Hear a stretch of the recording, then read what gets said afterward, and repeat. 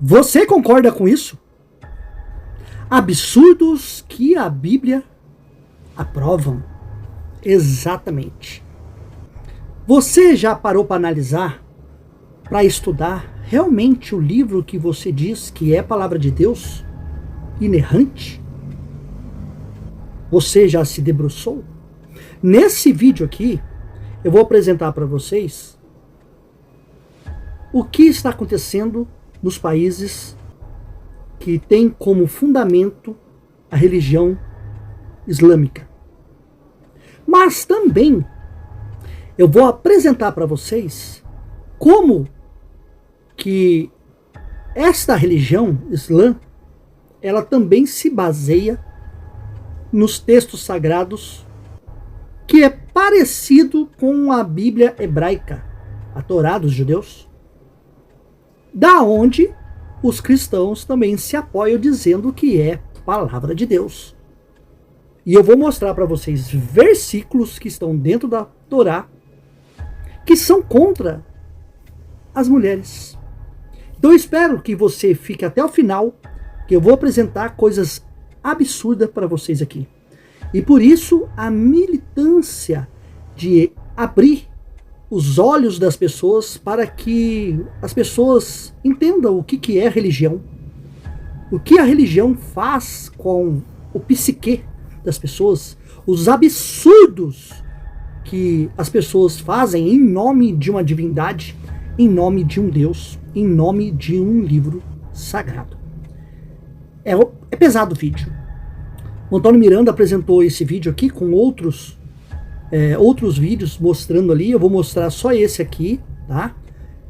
Não vou prosseguir todo o vídeo, porque senão a plataforma vai me censurar e vai derrubar o vídeo. Mas aqui você já consegue perceber o que está acontecendo entre esse cara barbado e uma menina ali de aproximadamente de 9 a 11 anos. Dá para concluir aqui, né? Um casamento, e aí para concluir o casamento, o que eles fazem? Exatamente. Mas a influência de tudo essas leis que estão sendo baseadas nesses países, eu vou apresentar para você da onde que vem, ok? Depois da nossa vinheta.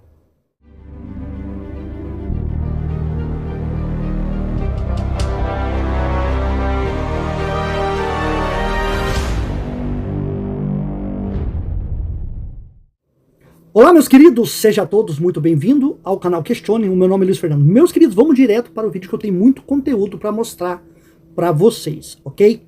31 de janeiro de 2025, ok? A nova lei do Iraque que permite que crianças de apenas 9 anos se casem prejudica os direitos das mulheres e das meninas. O Iraque aprovou uma emenda controversa até a sua própria lei de status pessoal, que agora permite que meninas de 9 anos se casem. A decisão gerou ampla condenação por parte de organizações de direitos humanos e organismos globais. Isso aqui está uma polêmica, viu?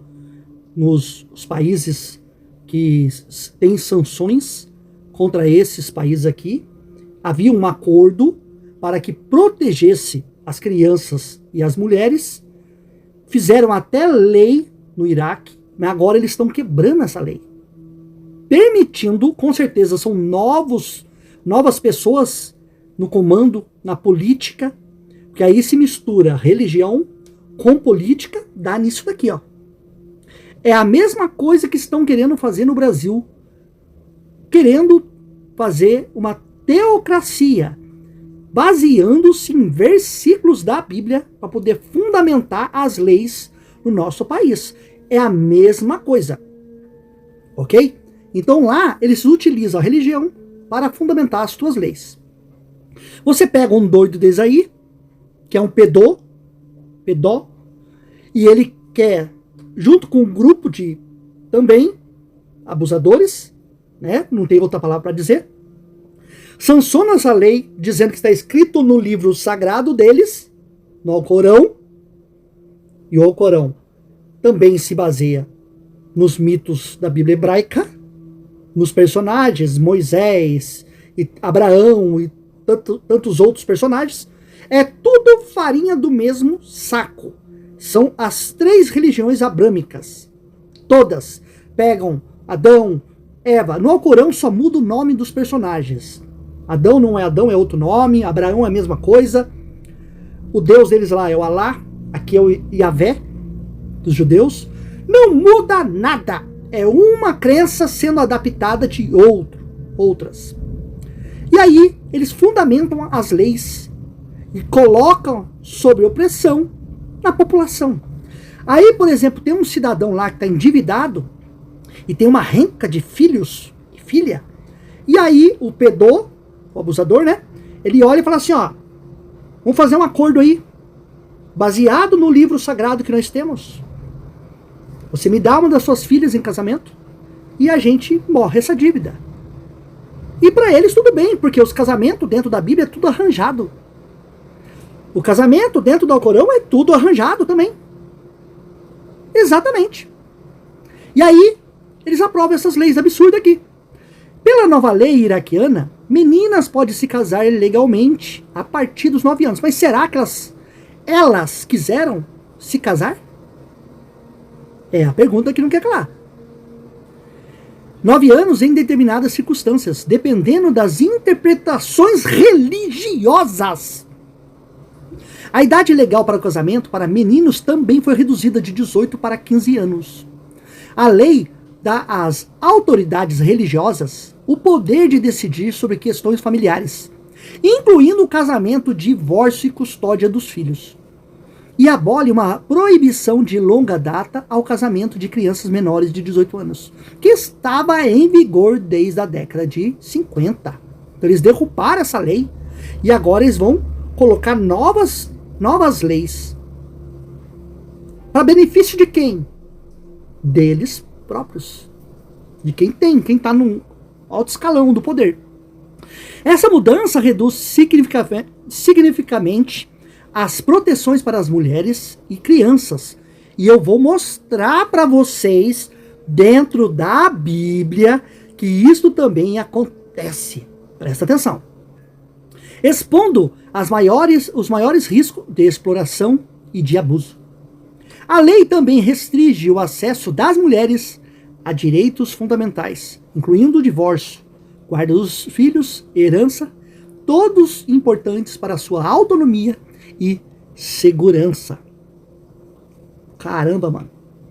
Quer dizer, então, o que eles fazem? Eles anulam todo o direito das mulheres. E o direito é dado somente ao homem. Vou apresentar isso para vocês dentro da Bíblia.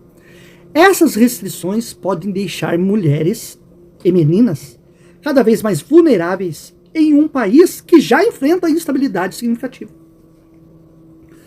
Cara, já é ruim morar num país assim. Ainda tem como piorar um pouco mais? A submissão tem que piorar um pouco mais, né? Mas vamos continuando aqui. Que piora, tá? O Iraque já criminalizou o casamento forçado e endossou tratados como a Convenção sobre a Eliminação de Todas as Formas de Discriminação contra as Mulheres e a Convenção sobre os Direitos da Criança, em ambos os quais proíbe o casamento infantil. Isso aí lá no passado, como eu já tinha lido para vocês. Então ele vai falar aqui que houve uma aprovação de proteção entre crianças e mulheres, mas eles derrubaram. E agora, pessoas religiosas estão fazendo novas leis para fundamentar os seus desejos carnais, as suas vontades, as suas práticas. E aqui é o vídeo, eu não posso nem passar tudo, eu vou cortar um pedaço, tá? Aqui é um pedido, é uma festa de casamento. Não posso nem jogar porque tem música de fundo, pode dar direitos autorais.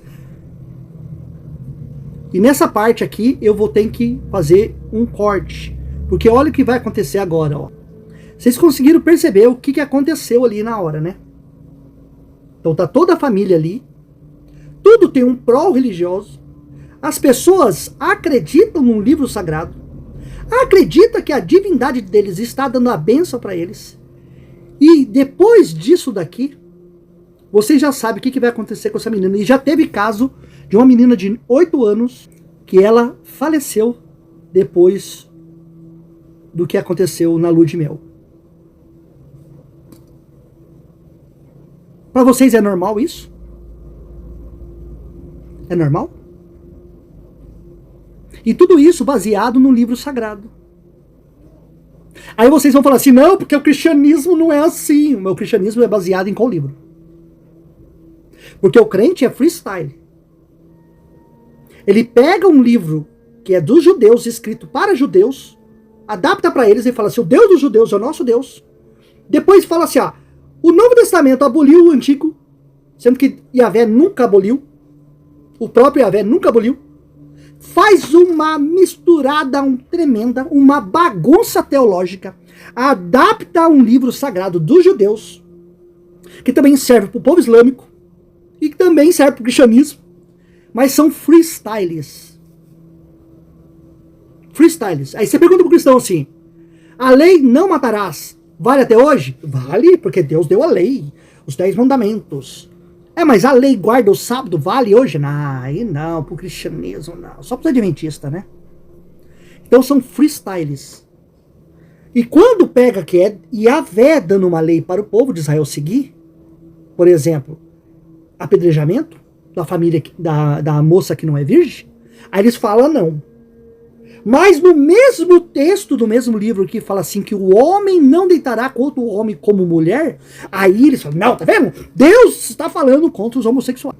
Então eles pegam uma lei que fala sobre o homem não se deitará com outro homem como mulher, criminaliza os homossexuais, mas as outras leis que estão juntas no mesmo texto, dado pelo mesmo Deus Yahvé, o Deus dos judeus, não é dos brasileiros. E aí eles pegam e falam assim, não, essa lei de apedrejamento, apedrejar minha filha no dia do casamento porque ela não era mais virgem, aí não. Aí não serve. Não, eu estou citando uma, né? Tem vários absurdos dentro da Bíblia. E outra coisa, vamos lá. O islamismo utiliza as leis que estão descritas na Torá? Sim, o Islã e o judaísmo, duas religiões abrâmicas, compartilham algumas semelhanças em suas leis e ensinamentos, embora também possuem diferenças significativas. O Alcorão, livro sagrado do Islã, menciona a Torá, a escritura sagrada dos judeus. Os outros textos judaicos reconhecendo-os como revelações divinas. No entanto, o Islã considera o Alcorão como a revelação final e mais completa. Quer dizer, a minha religião é verdadeira. É melhor que dos judeus. Mesmo sendo revelação divina para os judeus, mas o Alcorão é a última revelação de Deus na Terra. É a voz do próprio Deus com Maomé. É isso que eles falam. É uma religião desmerecendo a outra. Assim como o cristianismo abole o Antigo Testamento. Anula tudo que o Deus do Antigo Testamento deu como lei e que nunca aboliu. Mas estas leis para o cristão não servem. Porque aí vem um personagem dizendo que vem em nome de Deus do Antigo Testamento. E aí se constrói uma nova religião em cima desse personagem. Aí eles falam assim, esquece tudo que foi dado para o povo de Israel. Agora é um novo testamento vos dou. Mas Yahvé nunca falou que ia dar um novo testamento. Yahvé nunca disse que ia abolir as leis antigas. Inclusive o próprio personagem, Jesus, do Novo Testamento, diz assim, eu não vim abolir a lei e os profetas. Eu vim expandir. Não é cumprir. É plerô, ampliar.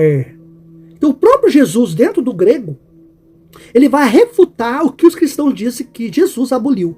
Mas quem, na verdade, aboliu, de certa forma, e chamou de esterco o Antigo Testamento, é o Paulinho, que a igreja evangélica segue. Paulinho da Pamonha. Os cristãos não seguem Jesus, mesmo porque Jesus nunca foi cristão. Jesus nasceu judeu, segundo a literatura, e morreu judeu. E morreu por blasfêmia, que era passível de apedrejamento. Exatamente. Vários problemas dentro dos evangelhos aí para os cristãos resolverem. Mas continuando aqui, olha o absurdo que esses caras que vivem o Alcorão, que vivem o judaísmo, Eles têm coragem, eles não falam abertamente, mas você, no site deles, você encontra vários tipos de postagem assim, ó. Traduzindo aqui em inglês, as mulheres são para a criação dos filhos, para procriar, cuidar da casa. E os meninos, os homens, são para o prazer. É machismo ou não? O que vocês acham disso daqui? É daí para pior, tá? A misoginia no Antigo Testamento. Ramon Varela Punhal. Presta atenção. O cristianismo, o judaísmo e o islamismo são religiões profundamente desigualitárias, como demonstra ainda nos nossos dias a proibição por parte da Igreja Católica de que a mulher possa ocupar as altas magistraturas na igreja. Esta misoginia tem o seu alicerce na prática social dos judeus. Não é só na Igreja Católica não, tá? Vou citar uma aqui, que eu conheço muito bem. Onde um dia na história da Assembleia de Deus, uma mulher se tornou pastora e presidenta dessa religião, dessa denominação, Assembleia de Deus. Onde? Que por longos anos, por causa das leis aqui do Brasil, eles acabaram deixando um espaço para as mulheres nas igrejas. Mas aonde que, por exemplo, a Assembleia de Deus imposta mulheres como pastoras? Sim ou não? Daí você já percebe a misoginia descancarada. Daí você já percebe como que os homens, eles se pautam dentro da Bíblia para eles rebaixarem a mulher. Não é só a Igreja Católica. As igrejas evangélicas, na sua grande maioria, também faz isso. Esta misoginia tem o seu alicerce na prática social dos judeus, sacralizada nos livros sagrados. Foi a mulher que atraiu o pecado ao mundo. Eles falam isso. A história do Gênesis demonstra que quem fez Adão cair no pecado foi a mulher. A maioria das práticas que você vê aqui, que eu vou mostrar para vocês, por exemplo, em Números, foi a mulher a causadora. Isso é o texto colocando culpa nas mulheres. E de nenhuma forma colocando a culpa nos homens. Tipo assim, tem uma mulher ali dando bola, mas eu não posso porque eu tenho uma lei que o meu Deus deu. Eu tenho que se desviar deste mal. Eu não posso me juntar com essa mulher de outra nação que eu vou trazer maldição para minha terra. Então, ao invés deles se afastar do mal e não cometer o mal, eles vão lá, se prostituem, adoram os deuses daqueles povos, e aí depois o escritor da narrativa vai jogar a culpa nas mulheres para poder Deus punir o povo de Israel e depois gerar conflito entre as nações. O povo de Israel contra os midianitas, os amalequitas e tantos mais. O autor precisa de uma justificativa para punir aquele povo que é inimigo do povo de Deus, segundo a narrativa da Bíblia. Então, aqui vai dizer, ó, para você ver como que a misoginia ela é espalhada na Bíblia. Presta bem atenção. Então, foi a mulher que atraiu o pecado ao mundo, constituindo-se, desse jeito, em fonte dos maus que se aqueixam à humanidade. Quer dizer, nós estamos assim por culpa de Adão e Eva. Mas culpa de quem? Eva. Foi a mulher que tu me destes. O próprio autor da narrativa bota a culpa da queda na mulher. O castigo ao que Deus condena a Eva, e como consequência a todas as mulheres futuras, é a de parir com dor e ter uma gestação e parto problemáticos. Não estou pegando isso aqui como literal, tá? Mas estou segundo a narrativa. Que tudo que a mulher sofre hoje, dor do parto, menstruação e tudo mais, são culpas da queda do Éden. Isso que o escritor da narrativa, que é um macho, está construindo para dizer assim, ó, a mulher passa por todos esses problemas por causa de uma queda que houve no jardim. Então ele constrói uma narrativa colocando que a mulher é a culpada de tudo, mas isso tem um histórico religioso no passado, quando foi construído isso aqui. É para tirar as mulheres do poder, que eram divindades femininas, e ascendeu dos homens. Vamos derrubar o culto a Asherá, a Inanna, a Nat e tantas outras divindades que também era cultuado naquela época. Então vamos botar a culpa. Vamos escrever textos e vamos demonizar o papel da mulher. Vamos botar que toda a culpa da humanidade que está perecendo hoje é da mulher. E o seu libido se faça premente a uma minoria de idades a respeito do varão. Multiplicarei grandemente a dor da tua conceição. Em dor darás à luz filhos. E o teu desejo será para o teu marido, e ele te dominará. Você percebe que essas religiões, elas rebaixam a mulher e falam assim, você tem que ser submissa a mim, que sou homem? E isso acontece até dentro das igrejas evangélicas, até hoje. Vamos para Números 31.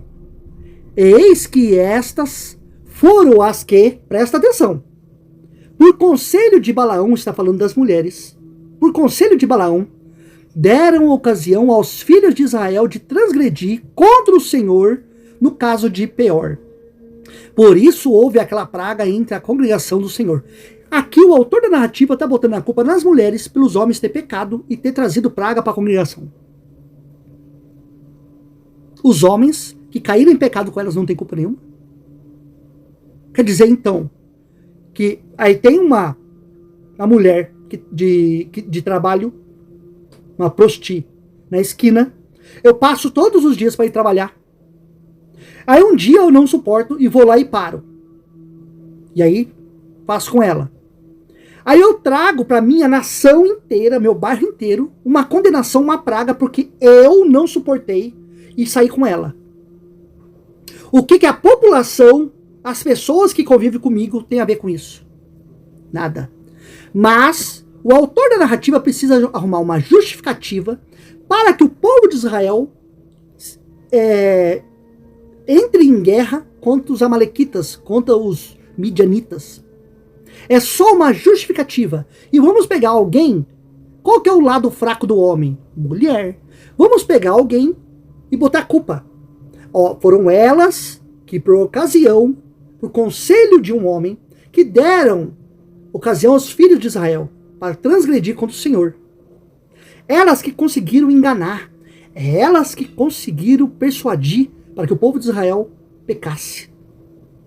Mas e se o povo de Israel falasse assim, não, nós temos um Deus todo-poderoso e nós não vamos pecar contra ele? É muito mais fácil arrumar uma desculpa, uma muleta e jogar a culpa em cima de alguém. Mas olha o que vai acontecer no versículo 17, em que o próprio Deus manda Moisés falar para o povo de Israel fazer. Agora, pois, matai todo homem entre as crianças. Olha aqui. Matai toda mulher que conheceu algum homem. Entra. Não tem esse negócio de amou o mundo de tal maneira aqui. É o próprio Deus mandando o povo de Israel entrar lá e acabar com a raça deles. Só tem um grande problema aqui, que aí vai entrar na parte das mulheres. Acaba com toda mulher que conheceu algum homem deitando-se com ele, porque não é mais pura. Porém, todas as meninas que não conheceram algum homem deitando-se com ele, deixai-as viver para vós. O que é isso daqui? Deixai-a viver para vós. O que você entende disso aqui? É o retrato destas leis que estão aflorando aí no Iraque, no Irã, no Afeganistão.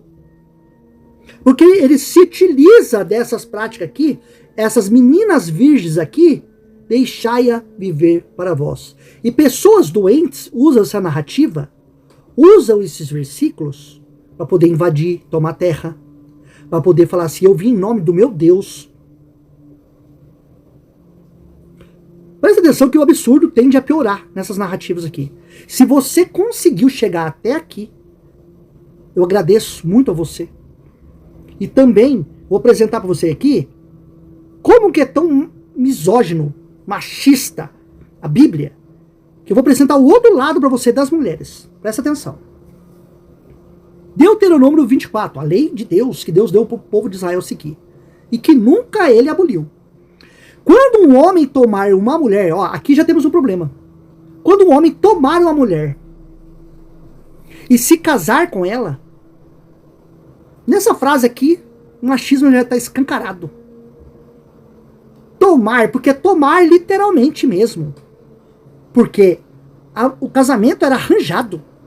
A moça não gostava do cara e era obrigada a trocar de dotes e se casar com um cara que ela nunca viu na vida. E o pai ofereceu a filha para casamento.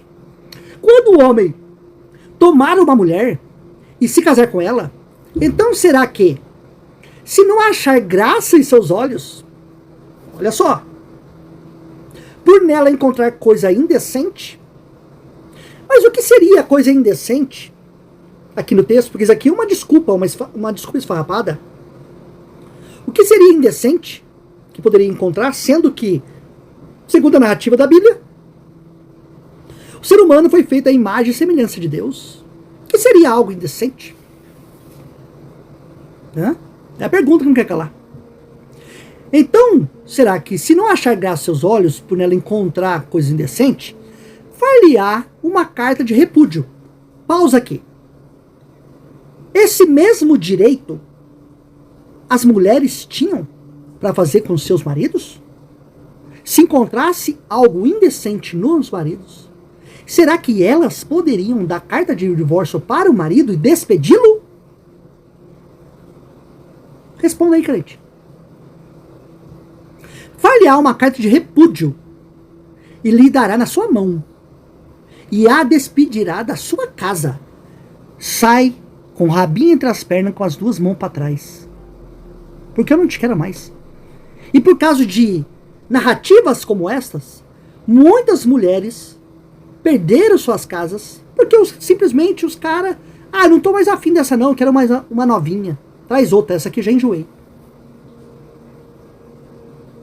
Se ela, pois saindo da sua casa, foi se casar com o outro, e este também a desprezar, ele fizer a carta de repúdio, e lhe der na sua mão, e a despedir da sua casa, ou se este último homem, que a tomou para si por mulher, vier a morrer, então seu primeiro marido, que a despediu, não poderá tomá-la de volta, para que seja sua mulher, depois que foi contaminada. Presta atenção, tá?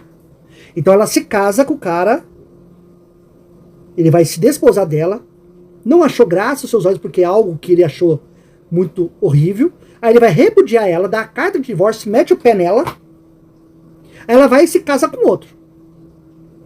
Beleza? Aí acontece a mesma coisa.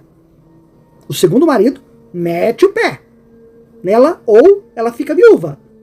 Ela não pode se casar de novo com o primeiro, porque o segundo também contaminou ela. Mas a pergunta aqui não quer calar. O homem, ele poderia ter essas práticas sexuais com várias mulheres? Porque não tem como descobrir se o homem é virgem ou não é mais virgem. Ou invertendo os papéis. As mulheres têm aqui, segundo a narrativa, os mesmos direitos que os homens? Responde aqui. As mulheres têm os mesmos direitos, segundo a Bíblia? Segundo estes textos, não vai querer pegar texto lá no Novo Testamento para poder refutar o próprio Deus aqui da Bíblia não, viu? Porque vocês não estão me refutando, vocês estão refutando o próprio Deus da Bíblia. Deuteronômio 22. Quando um homem tomar uma mulher, de novo, sempre a expressão, tomar uma mulher, e depois de coabitar com ela, a desprezar, e lhe imputar coisas escandalosas e contra ela, divulgar má fama, dizendo, tomei esta mulher e me cheguei a ela, porém não a achei virgem. Peraí, a mulher, ela tem como costume ali, nessas religiões, de mostrar, é obrigada a mostrar o lençol sujo, mostrar que ela perdeu a virgindade, o sinal da virgindade. Ela é obrigada a passar por essa vergonha. Mas e o homem? Como vai provar que o homem perdeu a sua virgindade e ele vai mostrar os sinais da sua que perdeu a sua virgindade? Então você percebe que essa lei aqui é machista. É só contra a mulher. É a mulher que tem que provar que ela não era virgem. Mas e o homem? Não poderia ir nas casas de prostituição e perder a sua virgindade? Como acontecia e acontece até hoje? É costume no meio dos homens acontecer isso? Então percebe que a narrativa aqui é só contra as mulheres. Presta atenção. Então o homem imputou nela coisas escandalosas, divulgou má fama, dizendo: tomei essa mulher e me cheguei a ela, pois não a achei virgem. Então o pai da moça e sua mãe tomarão sinais da virgindade da moça e levá-los-ão até os anciões da cidade à porta. E o pai da moça dirá aos anciões: eu dei a minha filha por mulher a este homem, porém ele a despreza. E eis que lhe imputou coisas escandalosas, dizendo: não achei virgem a tua filha. Mas como consegue provar que o homem era virgem? Por que a virgindade teria que vir só da mulher? Aí vai ter uns fundamentalistas que vão aqui defender essa pseudagem, porque se o homem tem direito de perder a virgindade, a mulher também tem, fora do casamento. Isso acontece muito com os jovens. E qual que é a imputação do crime dos meninos que perderam as suas virgindades? Onde está isso dentro da Bíblia? Então você percebe que todas essas leis aqui são imputadas, são feitas e redigidas através dos seus livros sagrados. E está aí um bando de pessoas ignorantes, pessoas criando leis para defender aquilo que ele é um monstro e que ele está a fim de fazer com as menininhas. Aí vai dizer o seguinte, ó: eis que lhe imputou coisas escandalosas, dizendo: não achei a virgem na tua filha, porém eis aqui os sinais da virgindade da minha filha. E estenderão a roupa diante, olha a vergonha, cara, mostrar para todos os anciões na cidade. Então os anciões da mesma cidade tomarão aquele homem e o castigarão. Presta atenção nisso daqui, tá?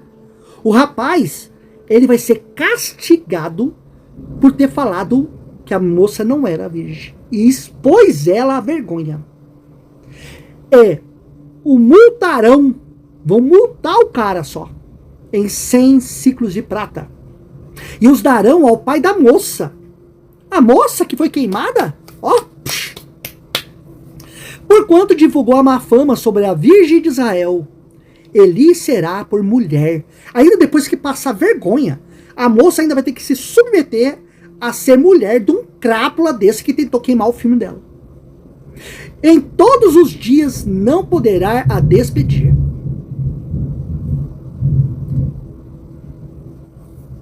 E aí? Que Deus tão sábio, poderoso, amoroso é esse aqui que está dando estas leis para o povo de Israel? Porque é Yahvé que está dando. O Deus que até os cristãos adaptaram dos judeus. Olha só.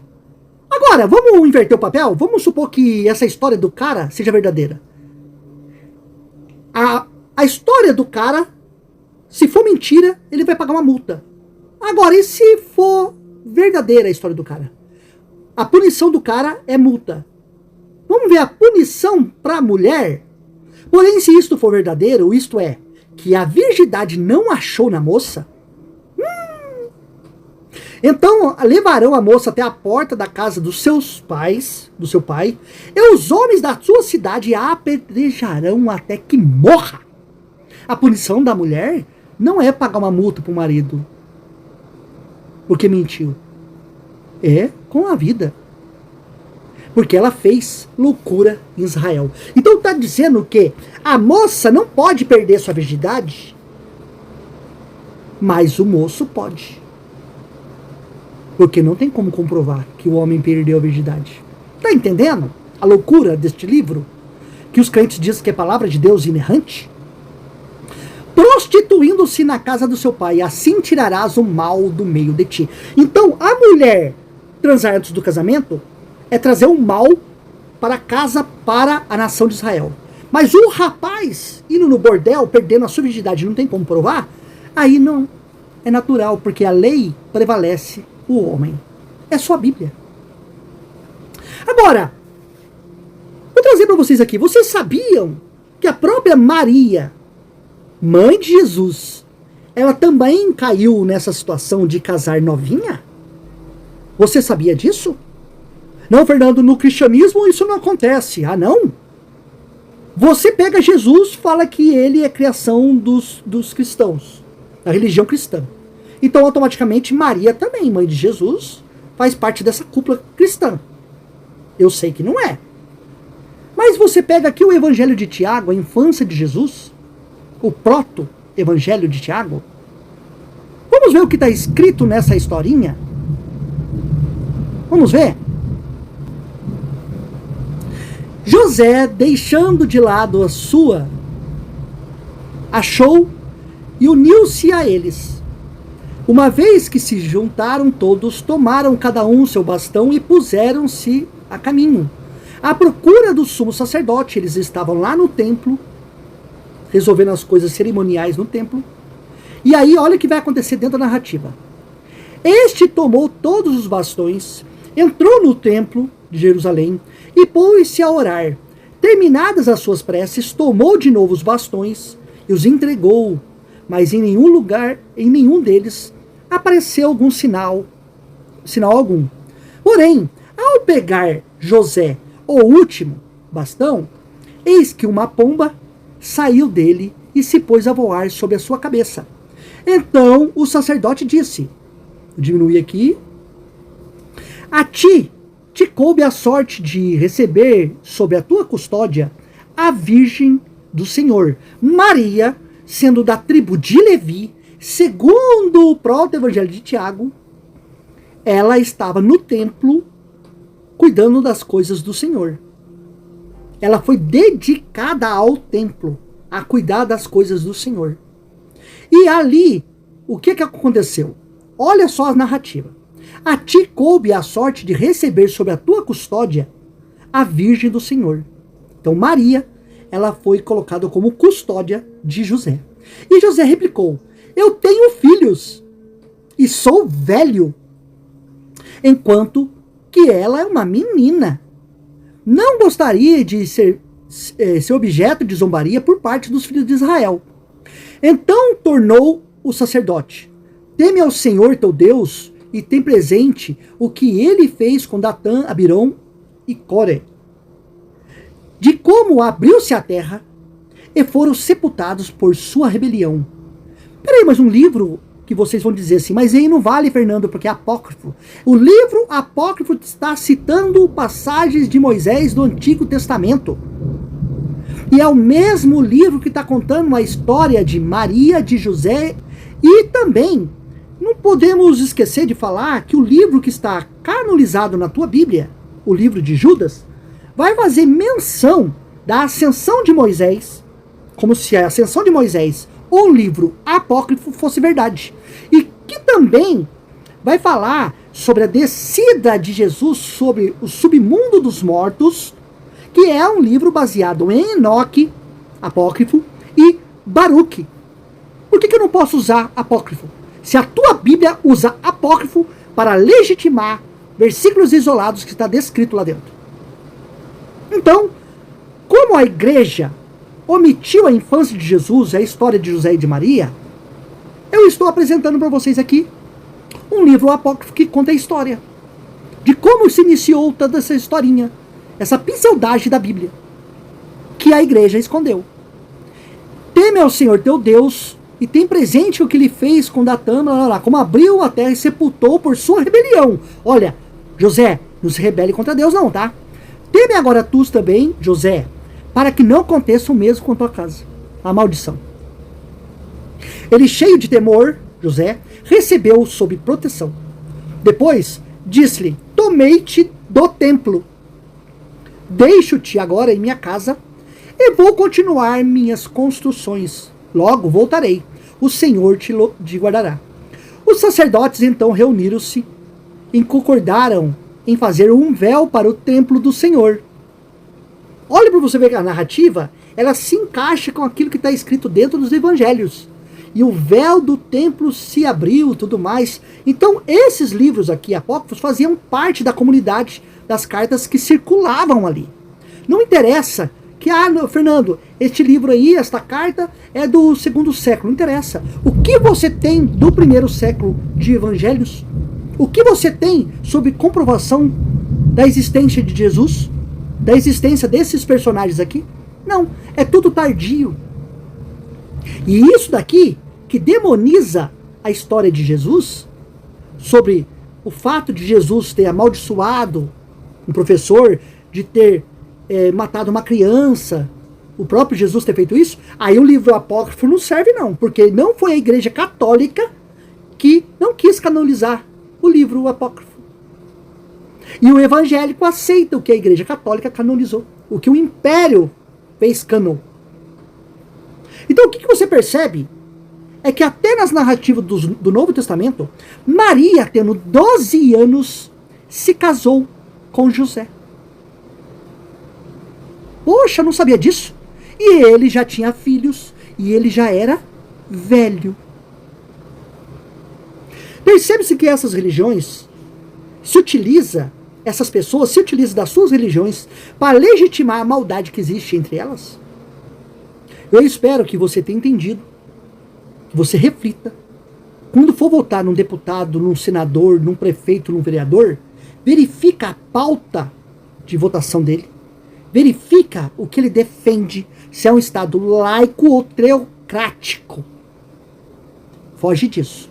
Porque se colocar uma teocracia aqui no Brasil, olha, o chicote vai estralar. Ok? Abraço a todos.